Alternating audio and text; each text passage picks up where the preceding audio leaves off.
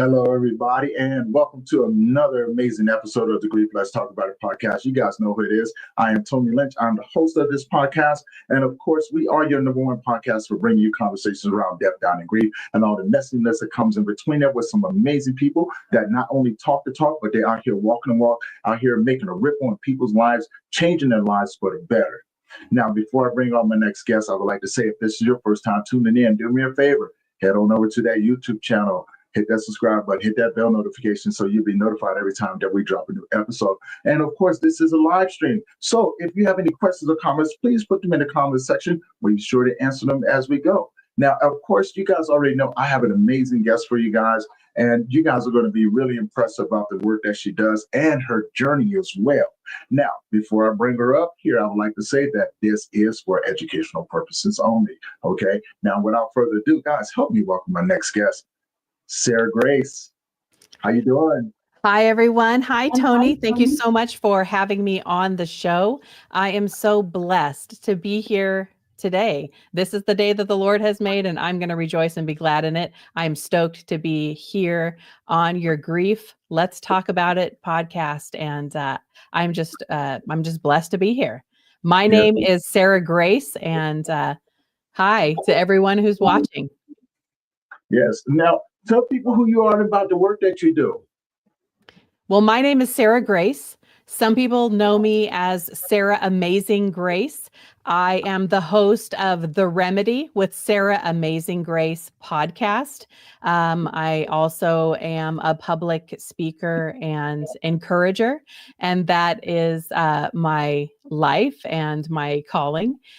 You can find my podcast pretty much anywhere podcasts are heard and at sarahAmazingGrace.com.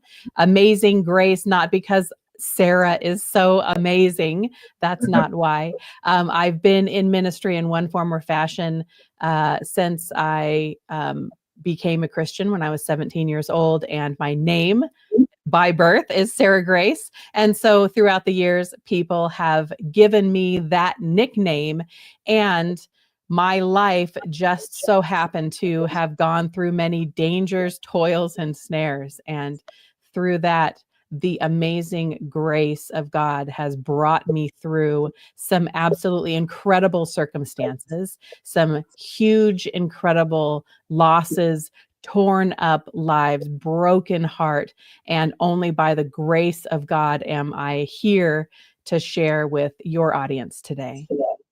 I definitely appreciate that.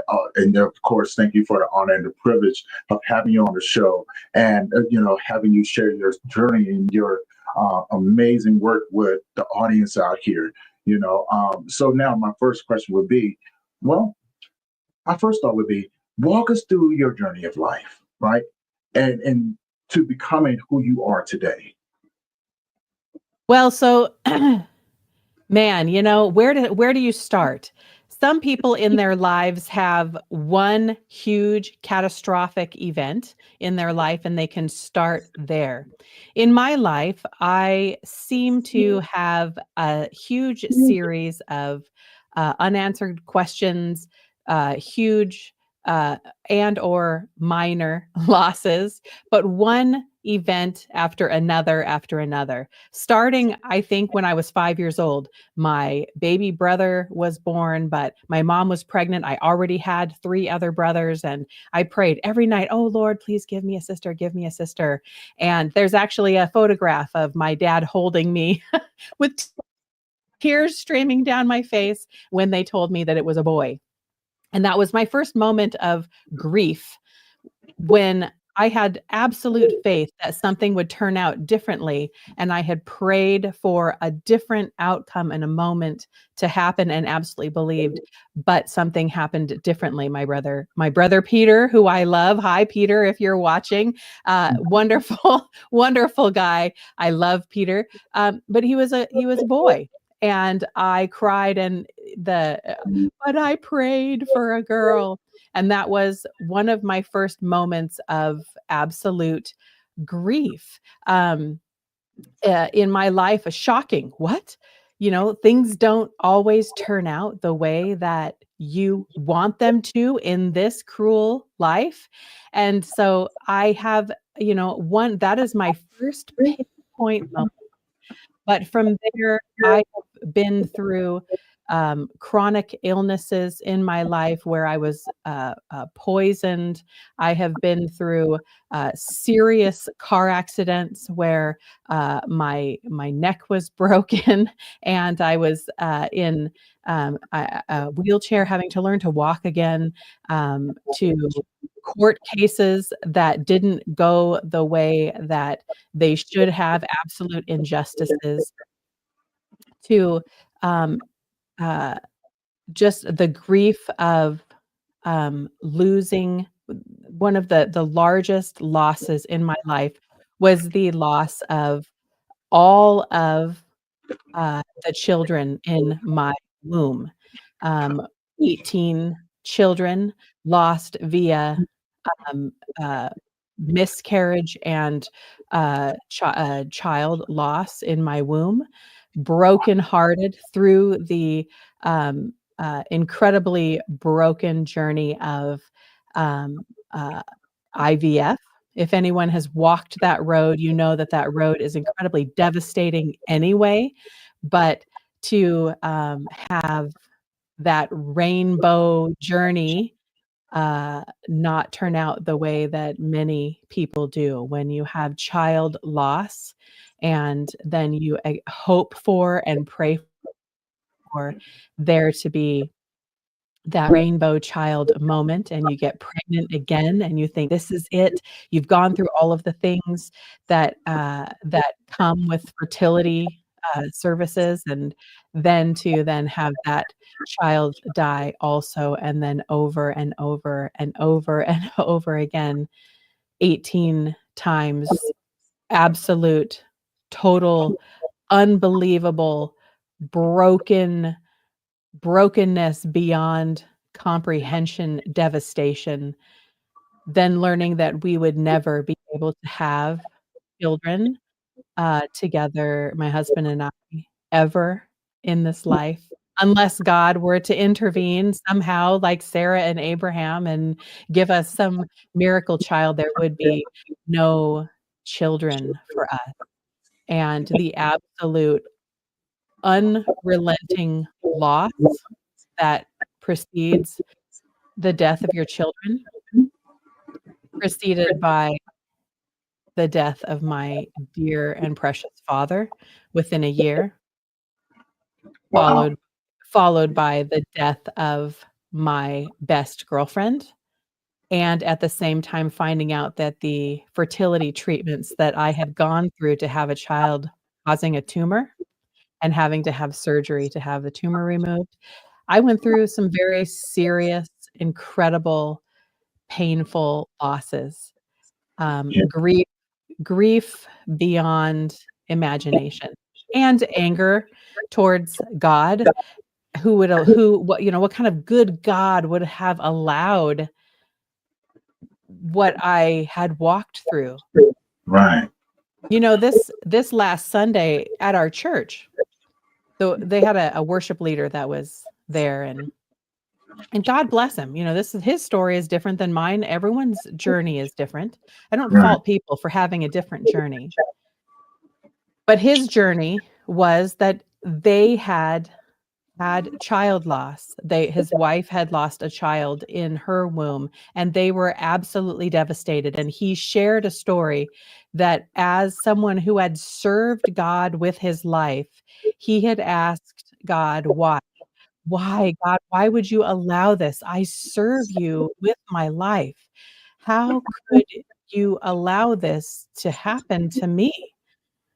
I mean, bad stuff happens to good people. I get it, God, but God, I serve you with my life. And how could this happen to me? I'm so broken.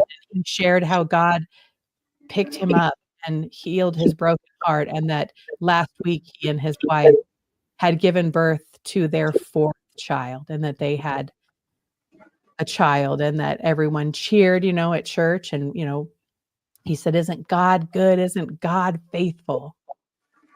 And my Mm. story is different. My Yeah. story is that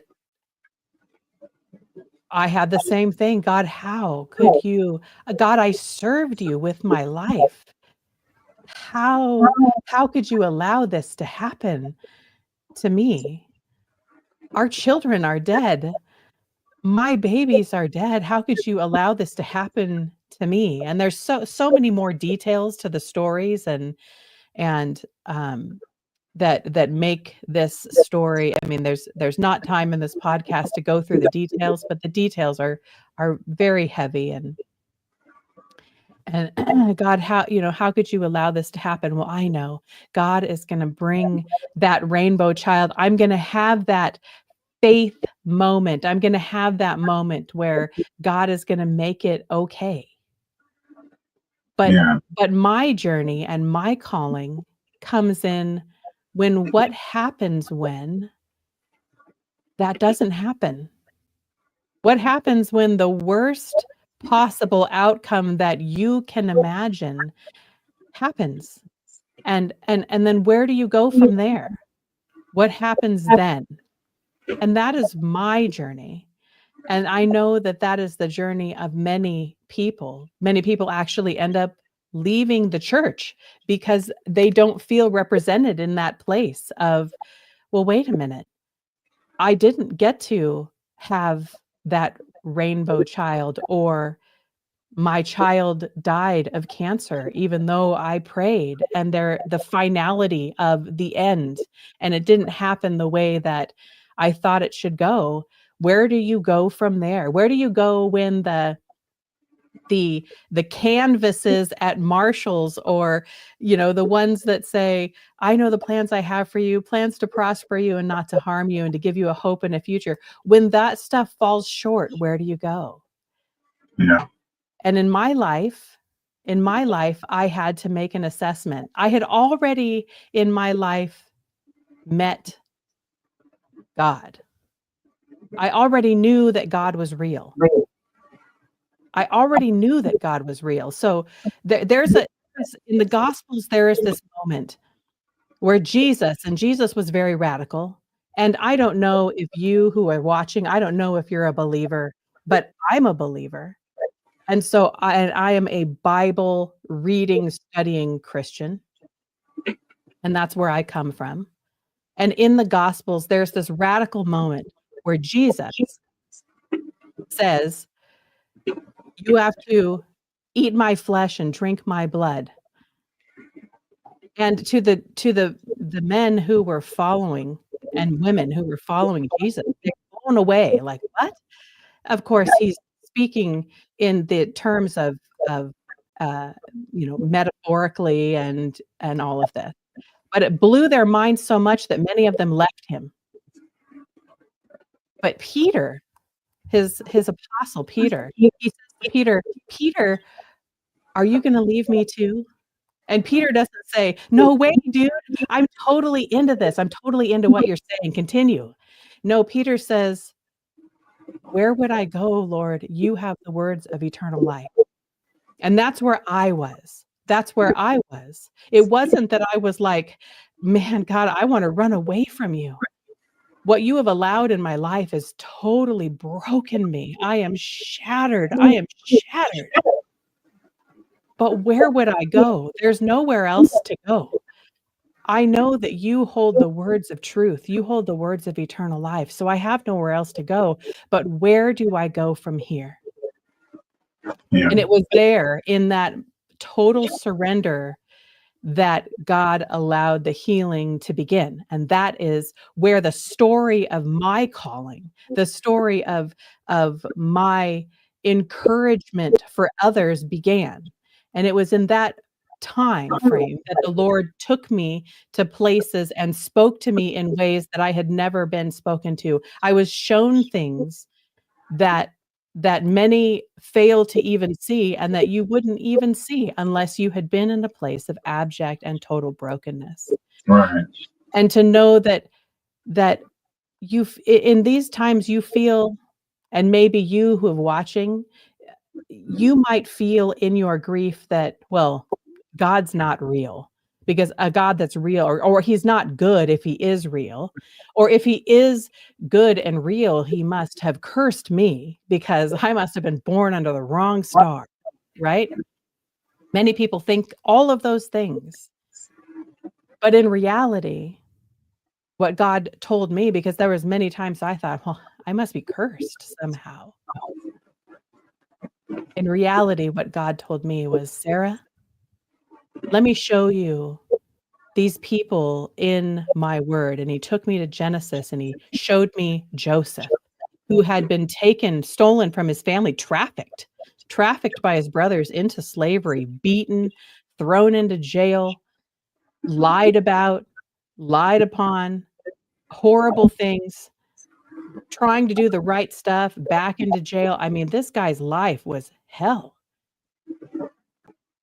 Years later, though, the Lord had picked him up and moved him on and put him in a place of second in command. And he sees his brothers, and his brothers who had started this whole thing, they recognize him and they're terrified. And he says, wait, Joseph says. He says to his brothers, what you meant for evil, God used for good, for the saving of many lives. For this I was chosen. God didn't cause all of that to happen, but he allowed it to happen in Joseph's life, ultimately for the saving of many lives. Joseph was not cursed. He was chosen because years later there would be this famine, and because of Joseph, millions of people would be saved. And that is my life. And that may be your life. If you're watching this, that may be you too. You may be chosen for these horrible circumstances. Sarah, I'm chosen for this? How horrible. Which leads me to my first question.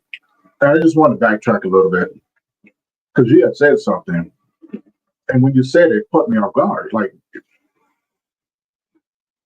you were poisoned. Like,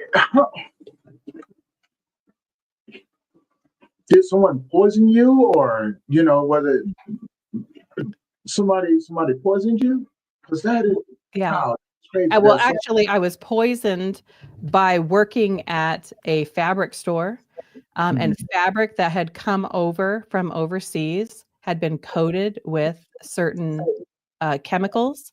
And this actually happens quite often to people who work in fabric stores, and cutting the fabric for people who were coming to buy ream or parts of the fabric, cutting the fabric and all day long and inhaling the dust of the stuff that was on the fabric actually poisoned me.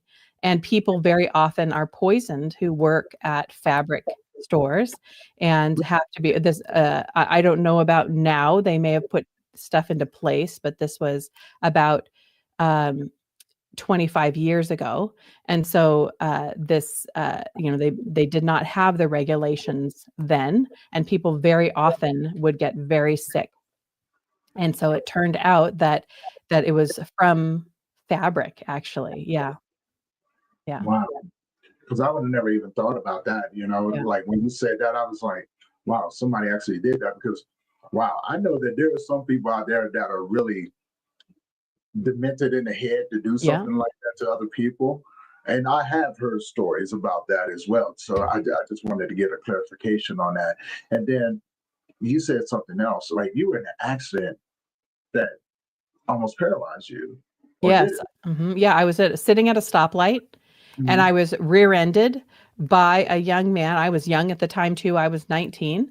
I was just sitting at a stoplight coming home from work, and it was on a road where people go very fast. It was an old highway, but there was a stoplight at an intersection, and a young man delivering pizza was going. His car needled out at 110 miles an hour. His car was needled out, and he hit me from behind, and I was severely injured in that car accident. And it took me years to learn to be able to walk again. I was told that once they even got me stable, I had to wear braces around my pelvis and around my my body to even be able to walk, even after years of physical therapy. And I was told that with degeneration of our bodies, that even though I had done all of the physical therapy for years, that over time, as I got older, they said probably within 5 years, I would be in a wheelchair for the rest of my life. And by the grace of God, it's, yet another God story. I actually went through an incredibly painful injustice of a court case. Long story, big, crazy injustice. My attorney was paid off to throw the case, and hired someone who I didn't know but was very green. He was actually throwing up in the bathroom before his opening statement. He was, and the corporation had hired an attorney that was, he wasn't Johnny Cochran, but he was like Johnny Cochran. The corporation is a national, international chain. And they had all the money in the world and hired the biggest attorney to come in. And, I was told after that court case, I said, I don't know how this could have gone this way. I was sitting at a stoplight and I was rear-ended. How could this injustice have happened? And I was told, because at the time I also worked for a court reporting agency, and I was told by a very prominent defense attorney that didn't work for my case, but worked in the area in which I lived. And he said, "Oh, sweetie, you're so innocent." He said to me, "Court cases are not won by the weight of the evidence. They are won by the weight of the attorney's perjury." Wow. And so, I didn't even get my medical bills paid. I mean, I won the case technically. The guy was found guilty, but they had all these loopholes, and because court cases are, tens of thousands and thousands of dollars is what it costs to have a jury trial. Mhm. The money that was awarded went to pay for the trial, and so I didn't even get my medical bills. I didn't receive any money. Attorneys took the money. The expert testimony of the physicians who had treated me took the money. I didn't see any of it. I ended up having to file bankruptcy in my early 20s on my medical bills, and I was crippled. And so this massive injustice had come to me, and it was another faith moment for me in my journey of walking with the Lord, to Mhm. say, God, my career that I had, I can't even hardly, stand. What am I gonna do? And the Lord said, "You don't need them to take care of you. I will take care of you." And I had a dream that night, and in that dream, I was jogging. Now, mind you, I couldn't walk without this, they had to make a brace to hold my pelvis together, and, without it, because my pelvis would come apart and then my legs would go totally, Ooh. and it was a whole thing. And so I had a dream that I was jogging, and, I woke up that morning and I thought, "Oh, man, that dream felt so good." And God said, "Get up and put your feet on the ground." And so without my brace, I got up and I put my feet on the ground and I went out the door, and I didn't run, but I, race walked 2 miles, and, I did not have to wear my brace after that moment, until now that I'm older, I still, have issues now and again. Mostly, I have been healed, and I say mostly, God healed me. I should be in a wheelchair. It wasn't 5 years ago that that accident happened, like the doctors predicted. 5 years later, I would be in a wheelchair. It has been almost it has been 29 years since that car accident, and I'm in a wheelchair, praise God. But I do have reminders now and again. And I believe that God allowed me to have these times of reminders of this grave injury that I sustained to remind me, because if I had nothing today, I would look back at that time and I would think maybe it wasn't as bad as I remember. Or maybe God hasn't sustained me this whole time, or maybe it really wasn't God who saved me from that. But every now and again, I get a flare up, if you will, Mm-hmm. and it reminds me of how incredibly severely injured I was, and I just it's one of those times when I get to um, rejoice. The pain is a reminder to me of how far the Lord brought me in that, and so um, yeah.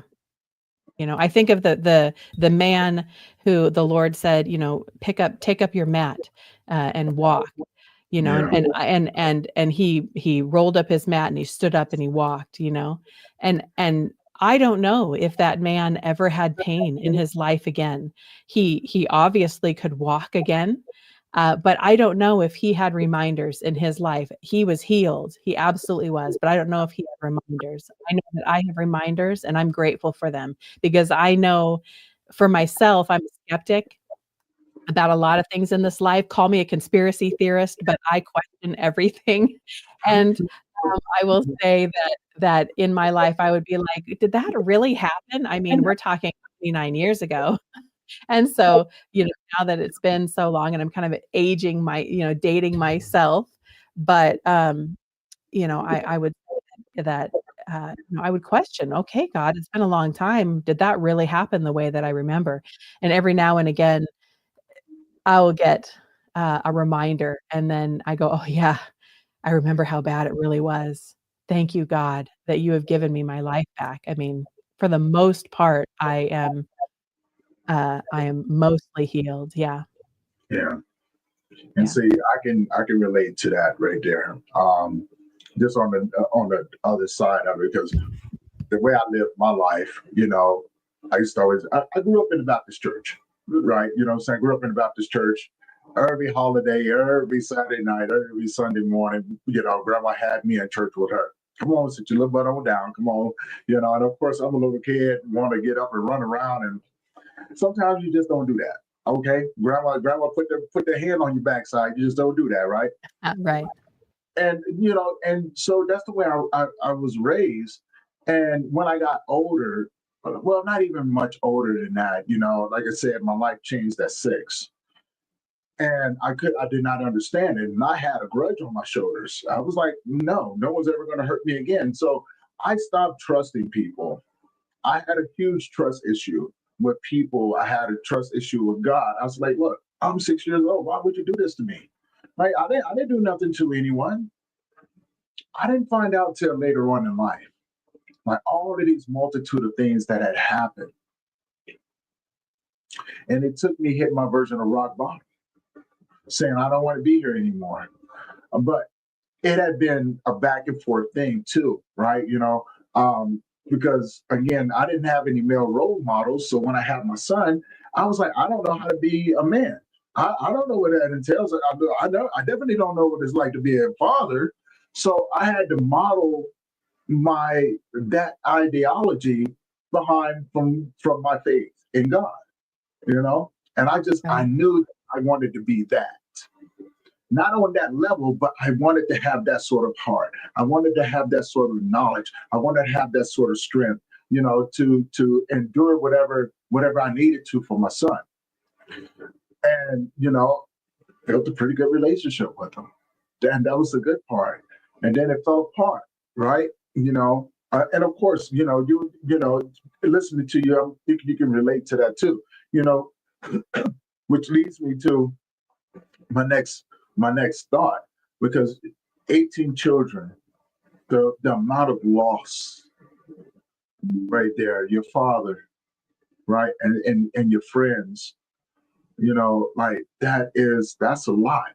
And I know there's people out there right now that can relate to, probably not on that level, but it's probably sitting up there going, man, this is someone I can relate to that's gone through something similar to me. So my next question would be, how does Sarah navigate that world of grief? Just those profound losses, and all together. How did you navigate that? Well, I think I'm still navigating it. Yeah. I think grief is something that you navigate forever. It changes you forever. Once Yes. you have loss in your life, it changes your perception and your perspective of life. And it opens your mind and life up to something much bigger than this world that we live in. And the grief of the loss of our 18 children in my womb was compounded for me by the loss of what would have been my first child. So that would be child 19, but it's actually child number 1. I got pregnant when I was 17 years old, and that child, I was lied to by Planned Parenthood and told that if you just have an abortion, your life will go back to the way that it was before. It'll be as if you never were pregnant. And that was a lie, because you will never, once a life touches your womb, you are a mother. You just are going to choose to be the mother of a child that is not alive, and the mother of a child, or the mother of a child that's alive. But you will always be a mother from the moment that life touches your womb. And so I followed the lie. I was not yet a Christian. I had not given my life to the Lord. In fact, that grief, that original grief, was part of the catalyst that led me to doing drugs in a bathroom and then hearing the voice of God speak to me and call me back home. But that child, my first child, left me with an incredible, immense longing and grief and brokenness that many women don't talk about. The world doesn't share with you the grief that women face, and men too, not just women. Men also often find that there is a grief when they have chosen that path for their children, and it is a child, to be that life taken in a womb. And so I grieved the loss of my child. My body grieved the loss of that child. And so I looked forward so totally for the day when I got married so that I could then have children. I longed for the time when I could have children, because my womb was so grieving, the grief that my body felt so empty, and that loss of that child was so deep that I wanted to have a child right away. My body ached for a child to be inside of me because of what I had done. God forgave me for that. And if you've done that too, God will forgive you. That's not what this podcast is about. I'm talking about the grief that comes from that. But that grief was so deep that it then led to, when we did get pregnant, we had to go through our fertility journey. And then when I did get pregnant, and then our first children, I was pregnant with twins. Both of those twins, they died one by one. The grief was compounded, and the loss was compounded. And then again, and then again, and again, and again, and again, and again, and again. And so the grief and the loss from losing all of those children, including number 1. So the total of children lost is 19. But the loss was so compounded. And how do I get through that? I was so angry with God, but also I was so dumbfounded. I don't know how to express or explain to someone unless you've been there and you've felt that intense, immense loss and grief. and I know that there are people who are watching this that you can relate to what I'm saying. There are no words to express how you feel that really there was no I couldn't pick myself up through it. I was done. I was done. I was Right. totally done. I wasn't like, oh well, I guess God had a better plan. And I was a radically saved Christian. I was dead inside, you guys. I was dead inside. I was serving at the church and I was smiling, but inside of here, I was a shell. I was a shell. I was dead inside. I was broken. I was so broken. I was so shattered inside. I went to church with somebody and served in ministry, and she says, I just can't relate. I've never even known anybody who's died. And I couldn't even possibly relate in that scenario. It was like, this doesn't compute at all. And how did I navigate that? I was in ministry in church, and I was faking it. And it really came down to God came and found me. And it was in that moment of absolute abject brokenness before the throne of God when I said, God, why would you allow this? There's all these women around me. I was at a women's conference, and I thought, what am I doing here at this women's conference? None of this,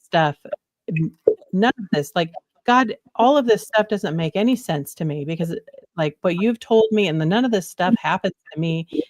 All of the worst case scenarios have happened to me. And it was there that God said, Sarah, you are not cursed. You are chosen.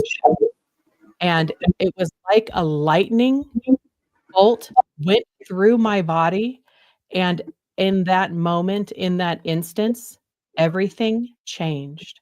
And so I didn't change anything. I didn't navigate anything. It was supernatural. It was, and I am not, there's nothing else that I can say. It was absolutely supernatural, and it came over me.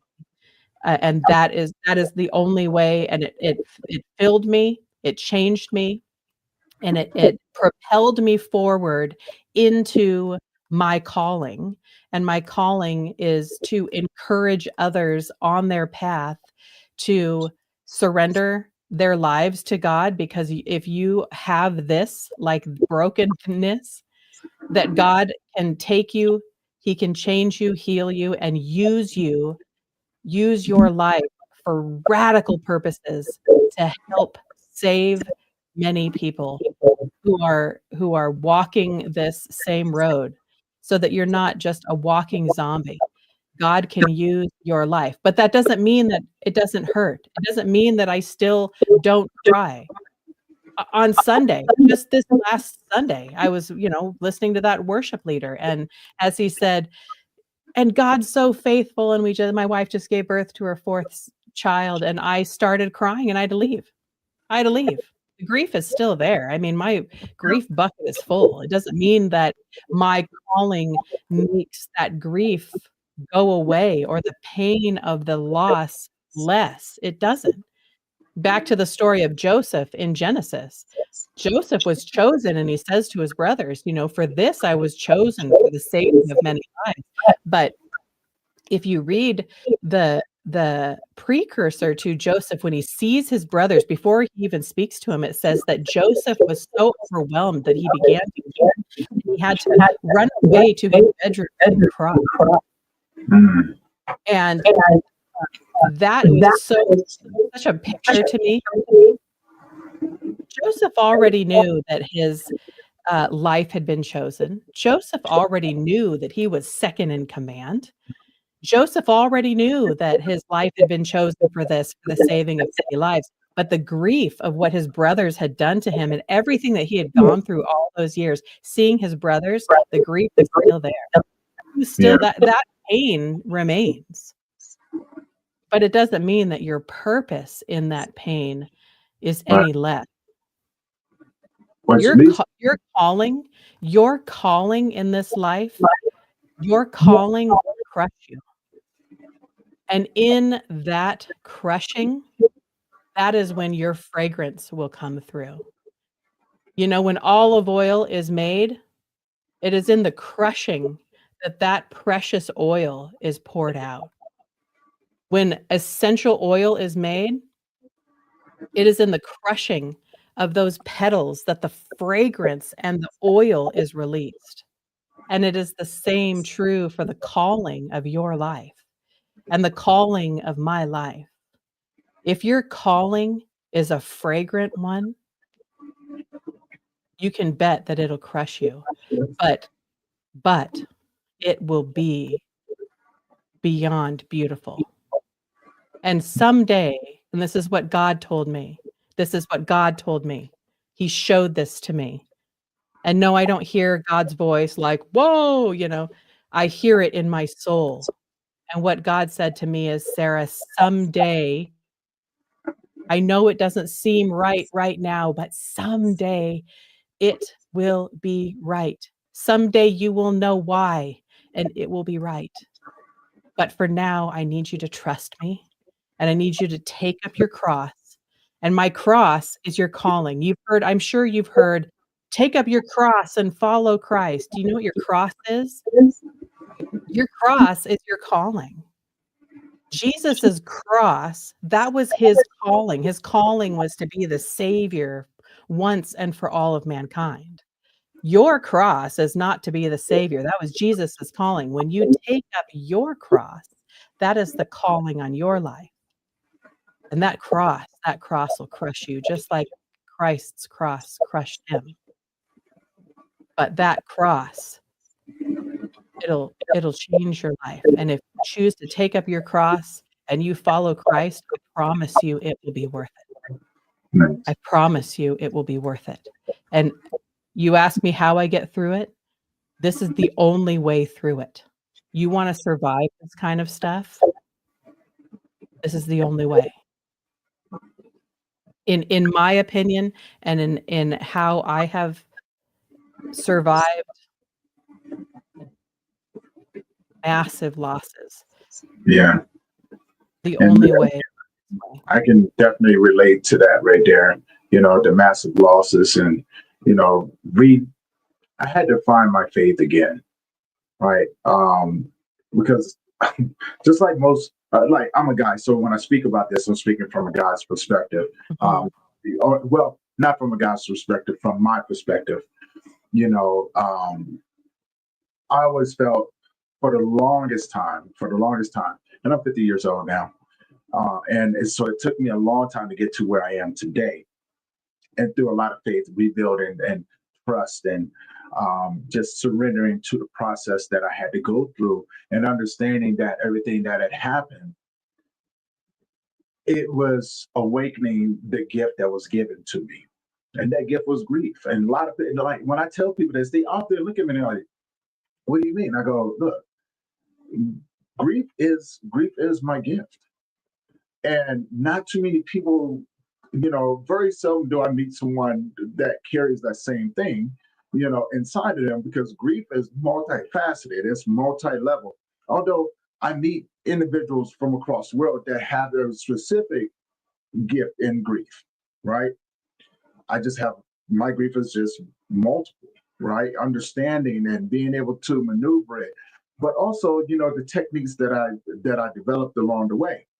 So when I say this, one of the things that I learned how to do for a very, very long time, I learned how to keep people from asking me what was wrong, if I was okay, right? I got so sick of it. I was like, I'm not quite sure how I'm supposed to answer this anymore, right? You know what I'm saying? And people are like, hey man, you all right? I'm like,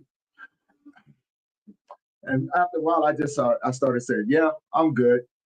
And I realized that I could get people to leave me alone because I stayed in the gym all the time, and I was able to look as if I was okay, right? And so people stopped asking me, and I loved it. I was like, yeah, don't ask me. I realize now what was going on, that It was separating me from people. God was separating me, right? And so I relate my story to Job, right? Yep.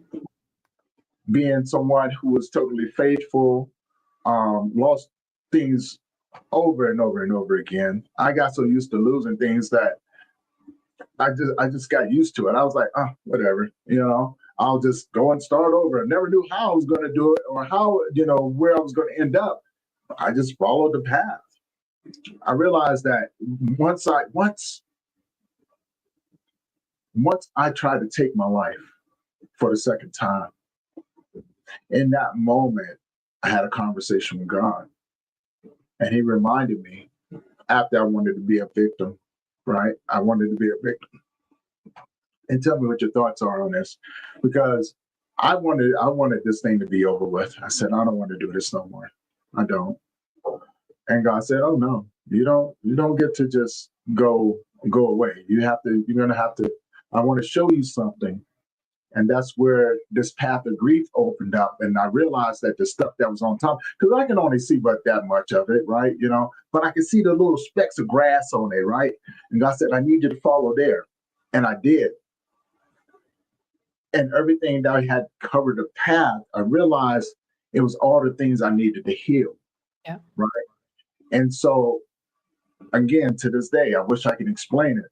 But the technique that I developed, I can't tell you where it came from.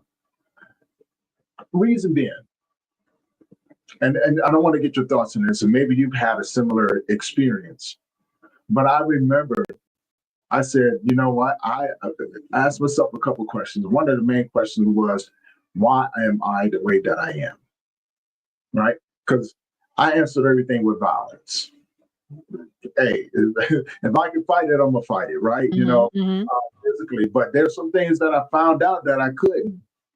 And I realized that it was so much bigger than me that if I wasn't careful, just like that, I can fall victim to the enemy. And I realized that in that moment, had I not gotten to that spot where I was about ready to take my life, I wouldn't be here now. Right. So in the midst of me falling victim to the voices that were saying, hey man, your life ain't no good. You ain't no good. Everything that you've gone through, you deserve. Right? Look at the life that you've lived. Do you not think that you deserve everything that had happened to you? And I believed it. I said, you know what? You're absolutely right. I do. Right. And who cares? Who am I? Right? Who am I? 2 seconds away from pulling that trigger, that voice came, nope, you don't get to do that. And it came in a voice of a person that I thought followed me to the location that I was at. And so and it sounded just as clear as I'm talking to you, Sarah, just as clear, like Tony. And I was like, and I threw the gun in the front part of my car, and I sat there for a minute. I'm sitting there, I'm hiding in between the door and the opening of the vehicle, and I'm kind of crouched down, looking through the window, like, who followed me out here, right? And I realized it was pitch black. It was pitch black, and I'm looking around because I'm thinking, okay, maybe they're going to call my name again, right?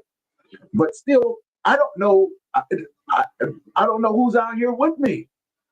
All I thought was the night sky, the mountains, and and maybe a couple of mountain lions, snakes, and things like that, because I'm in the middle of the desert.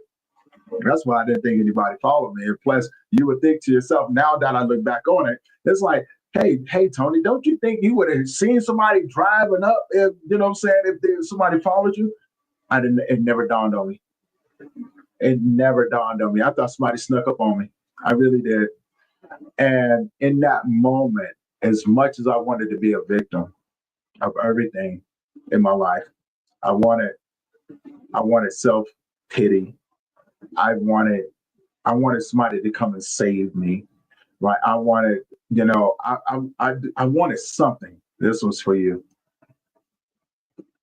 Amy Valdez. She says, hey, Sarah. Hi, Amy. Hey, hi. Hi, Jason. Yeah, there's Jason for you. Hi. Yeah, hi. Hi, Jason. A lot of amazing people tuning in right now. Guys, if you have any questions or comments, please put them in the comment section for me. But I realized, Sarah, that I couldn't be a victim anymore. And what was Yeah. given to me was so much bigger than anything I had ever imagined, right? Walking this path and learning how to heal. And like I said, I'm gonna go back to the technique real quick. So I learned how to dream backwards in life from the moment that I was at, right? And I don't know Wow. how I did it, but I managed. When I asked the question, why am I the way that I am? I dreamed backwards. Every night that I went to sleep, I said, okay, I need to figure out, I need to be real honest with myself about my journey. And so I began to go backwards up until I figured out what it all happened at the age of 6 years old. And then in that moment, I learned how to heal those different versions of myself. And I would tell you this: everything made sense. Everything. I still can't tell you why it makes sense to me. It Right. just does, right? Like Right. Right. the Yep. language of trauma and addiction, from being an alcoholic, it it actually makes sense to me now. A lot, Yeah. and I don't understand how. That's I, exactly right. That's exactly how, like I said, I can't explain to you how I know, but someday you will know why and it will be right. But I can't explain how I know that. I just know. I right, know. It's one of those grief moments, and once you've been there and you've been through what you have been through, you uh-huh, get, I call it a supernatural download is what I call them. And it's when the Lord downloads information to you and somehow you just know. And I think that that's how it is in heaven too. I don't think that we're going to be talking with our mouths the way that we talk now. I think that it's just going to be an information exchange the way that it is a supernatural download of information. right, And yeah, that's like you said, you don't know how you just know. yeah. And then you realize the blessings that come along with that, right? As you begin to walk within it. Well, thank you, God, for sending your angels to speak to Tony or whoever it was. Lord, if it was you who spoke to Tony so that you did not waste all of the incredibly difficult, heartbreaking, incredibly hard things, Tony, that you survived and that you went through, all of those things God is going to and is using in your life to do radical things. I mean, your calling is radical. And I mean, that would have just wasted it, in a literal and physical sense, and just wasted all of that. Well, gosh, now all of those things are being used in an incredible way. There are people who need you and need what you've been through in every facet of and you've shared with me all of the facets of all the things that you've been through. Incredible. Your story is incredible. And to those watching, if you're just tuning into this show, and I know, Tony, this is your show, but if you don't know Tony's story, go back in his podcast and listen to his story of how he came to be this harbinger, this person who champions those who have stories of incredible grief, and talking about grief. But his story, and you have so many facets to your story, Yeah. um, Right. and but all of those things are because in your life you are going to meet people who you need those tools. You've got your toolbox now, and it's like, oh, now I see this monkey wrench coming up, and hey, I've got the right, I've got the right thing for this monkey wrench, and now you've got it in your toolbox for the people that you're going to meet coming up in your life, or the people that you've already met that you've helped. All of those things are in your toolbox now, and it needed to be there for a reason, which is so powerful and incredible. Well, it's just like yourself, right? Like look at what you're doing as well. So here's where I get a kudos back to you, and trust me, I appreciate that and everything. But we all start off from somewhere, right? And sometimes we don't know where we're going to end up at, and I think that's the beautiful part about it. We got to, sometimes, Sarah, life has a strange way of showing you the people that are on the other side of the wall that are walking parallel with you, Right. right? And sometimes we don't know who they are. And once in a while, there's a break in the wall. Yeah. Just like how you and I met, right? You know, there was a break in the wall and we happen to cross paths. Yeah. And I'm Yeah. thinking to myself, like, who is this person, man? Like, she is freaking awesome. And having to go through what you've gone through. And I can understand, you know, like, it makes sense to me how you got to where you are. Like, it truly, like, I see your whole, like, as you was talking, I was like, yeah, that makes a lot of sense. And there's people out there right now that are probably listening, going through something similar, sitting back, going, "Wow, that is truly amazing." Now, I'm a firm believer because I know people from all walks of life, and I know there's some people out there right now struggling, and they may not have the strength in their faith. Maybe they haven't developed their faith yet, right? And I often tell people, look, if if you can listen to Sarah's story and see the faith that she has and the strength in that encourages you, hold on to that, right? Until you're able to develop your own. Yeah. And let that be the thing that carries you through those dark, muddy waters, right? And let it carry you through those battles of addiction that you're going through. Let it carry you through the trauma that you've endured, right? But also let it encourage you to go back and heal those parts of you so you can experience life in its totality, right? Because as we both know, and so many other people out there and those that know me, this is a philosophy that I begin to live by on so many different levels. But simply put,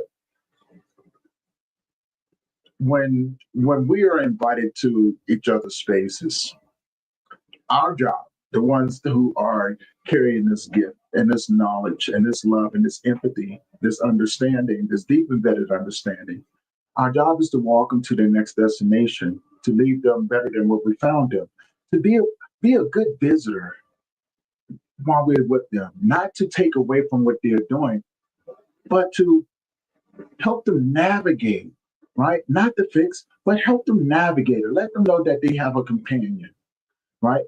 And then when we drop them off, here's the biggest thing about this that sometimes people fail to don't see. Only thing we're doing as we're dropping them off, we're just moving through this place. And the question I've always asked myself is like, what do I leave behind as I move through this place, as I go back home? Because once you identify your gift, you can no longer walk around as if nothing is going on in your life. No, you've now become obligated. You've now become contracted, right? You That's become right. contracted with God to say, hey, I'm going to use this to do good in the world. And then God says you're contracted with the people that you come across because now you're obligated to give that to them. That's right. So to show up in the world, we oftentimes, if you see those, and I'm pretty sure you probably do this too, going to a room, you're looking around going, who needs what I'm carrying, right? That's right. I'm looking for you. Right. Like, as soon as I go into the room, I can have conversations with the best of them. I can have conversations with billionaires, millionaires, you name it, the entrepreneurs, the who's who. I've been in the same rooms with them. Yeah. And I tell you what, there's nothing else like going into a room of people like that and looking around and going, oh, I see you. Yeah. Oh, let me make my way over there. I know you want what I carry, right? Yeah. Yeah. And I live every day like that. And you started a podcast. What influenced you to start a podcast, to start sharing your story out here? What influenced you to do that? Well, so not to get political or anything on your podcast, because I know that your podcast is a different type of platform. My podcast is called, and you can see it in my background, it's called The Remedy with Sarah Amazing Grace. And my podcast was born out of the pandemic, and people were clamoring all over for a remedy. A remedy, is it this injection? Is it this pill? What do we do? Where do we go? And me looking at the world with spiritual eyes, what I was seeing was lies coming from the media. What I was seeing was evil coming on the stages. Also, what I was seeing was that there was evil that was infiltrating the world in every single aspect.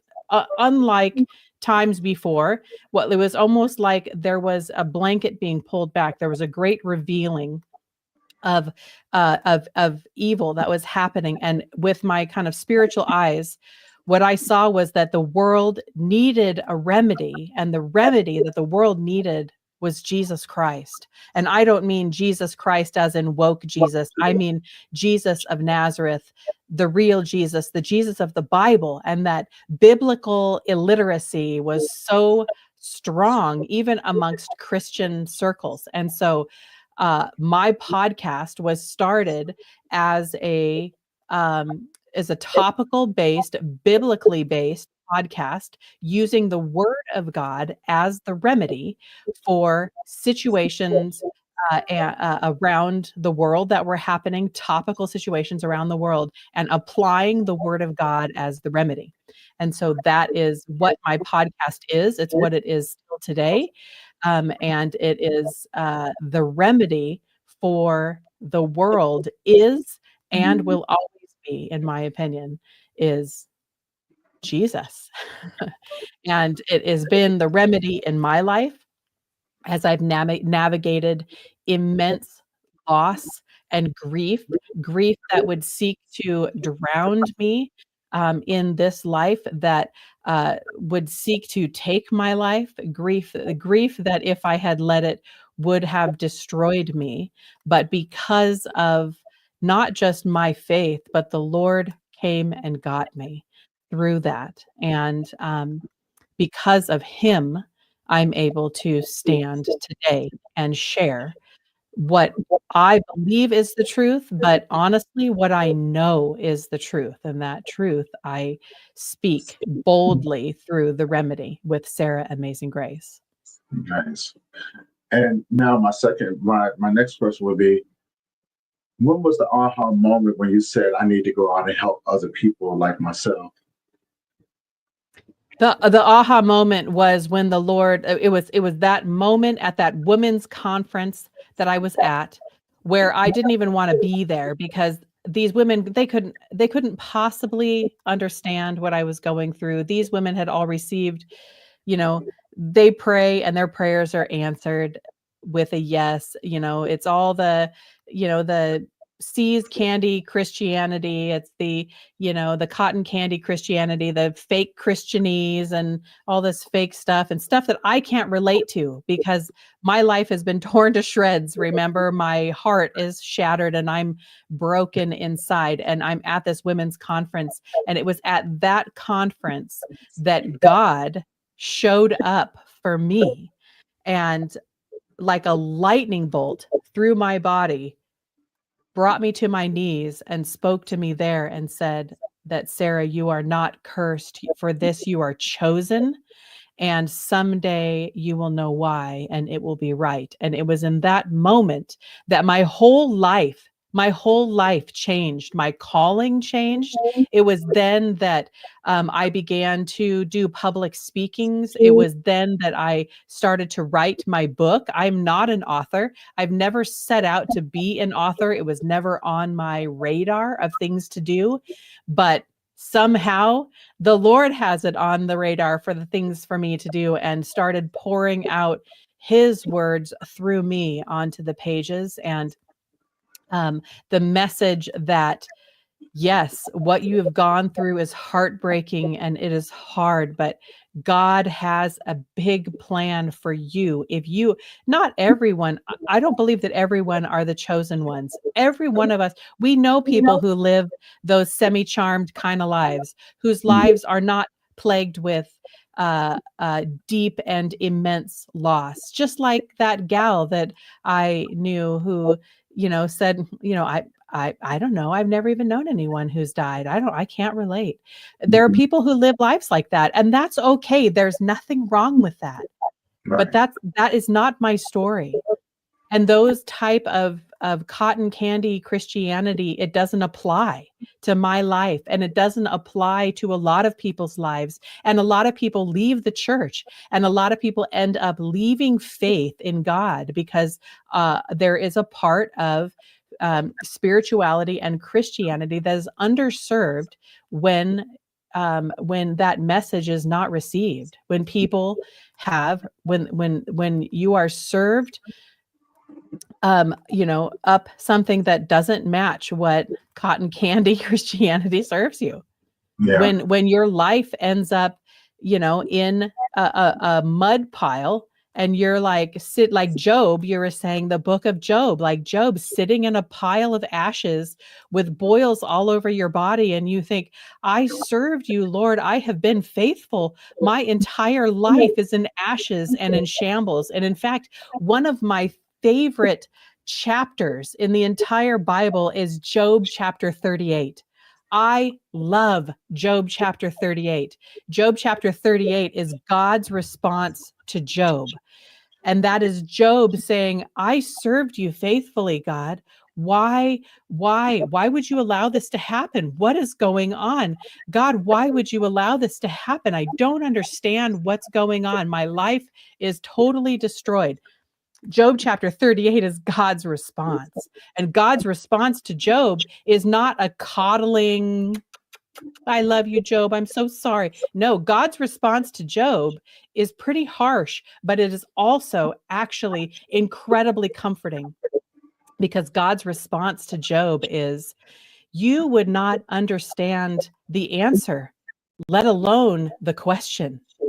You don't know how the oceans keep within their borders. You have no idea how mountains came to be, or how an eagle sets its wings to flight. How in the world am I going to tell you and explain to you what is happening in your, I'm paraphrasing here. How are you going to understand what is happening and what all of this is for, or what this means? Because you cannot possibly even fathom the things that I know.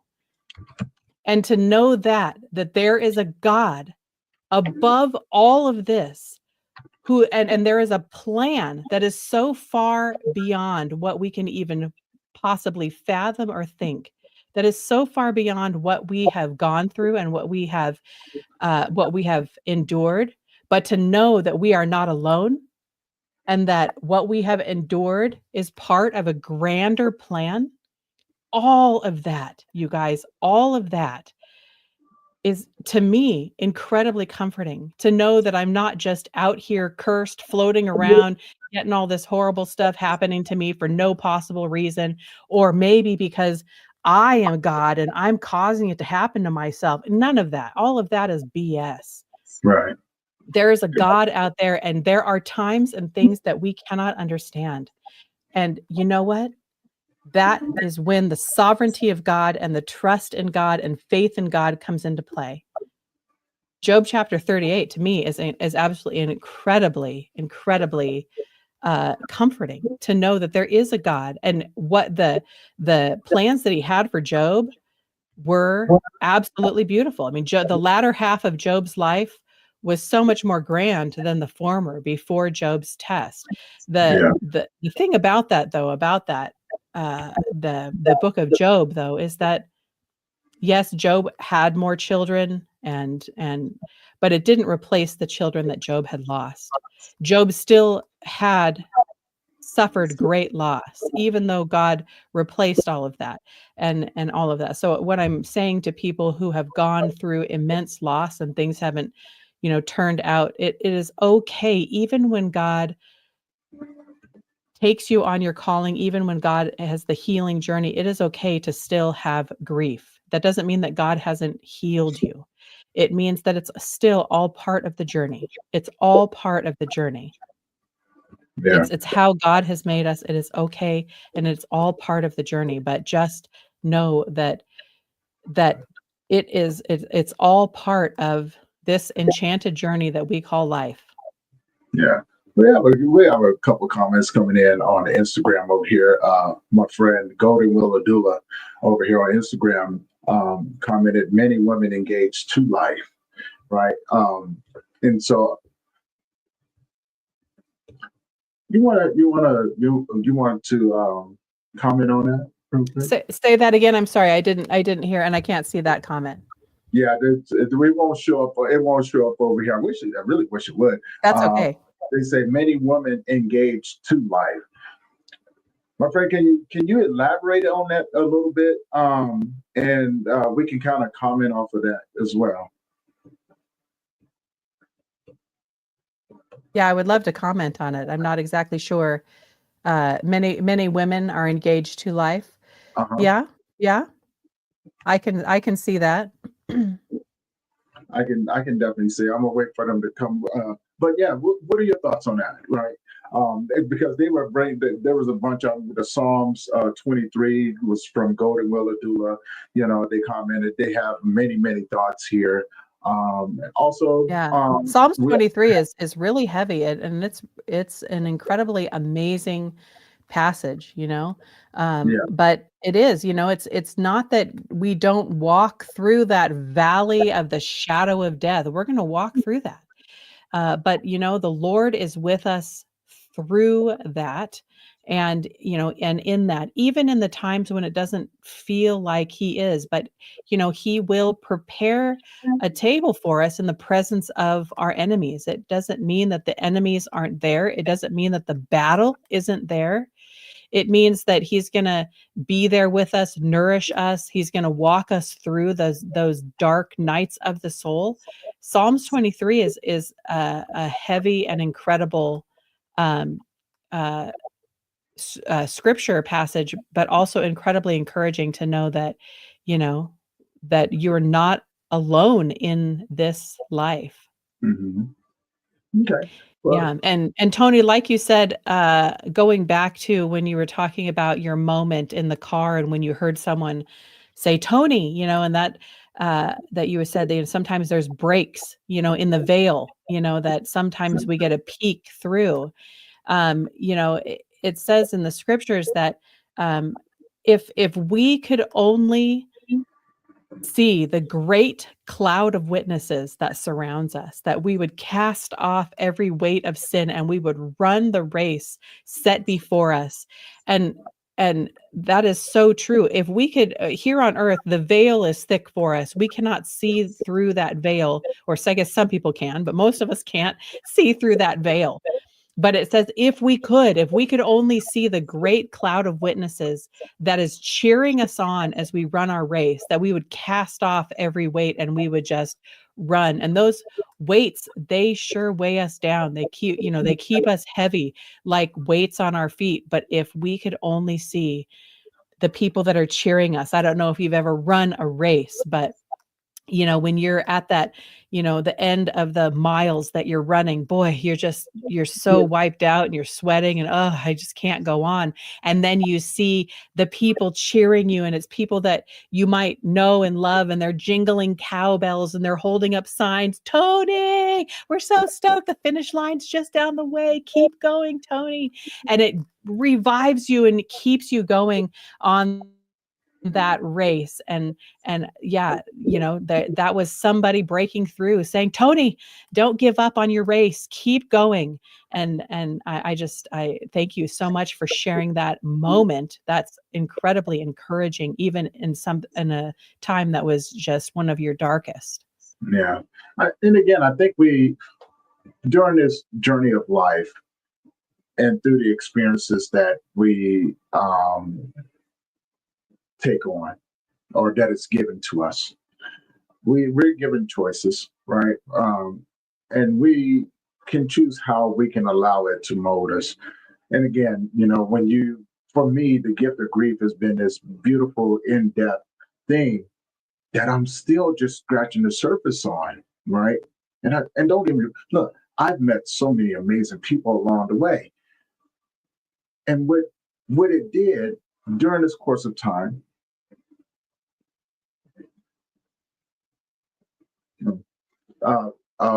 within this course of time, I've found a deeper embedded understanding of my mind and how it perceives the world, not just from what you see, but I'm saying the multitude of differences surrounding it. As you said, Right. right, the veil that is the veil that is pulled down above us.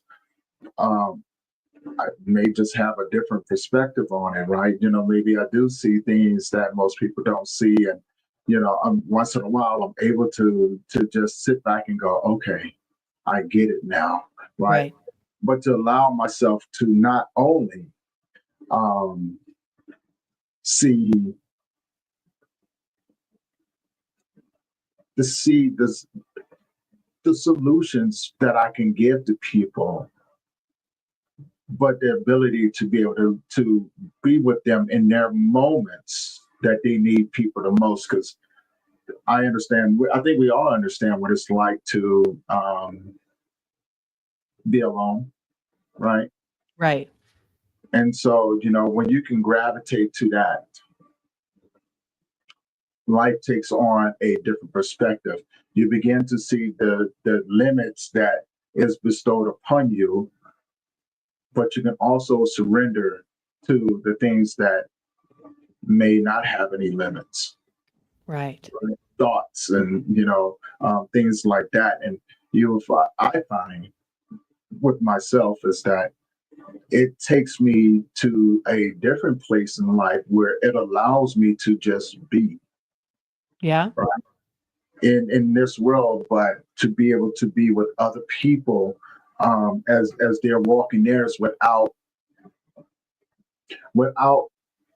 taken away from what they're experiencing, but to be one with them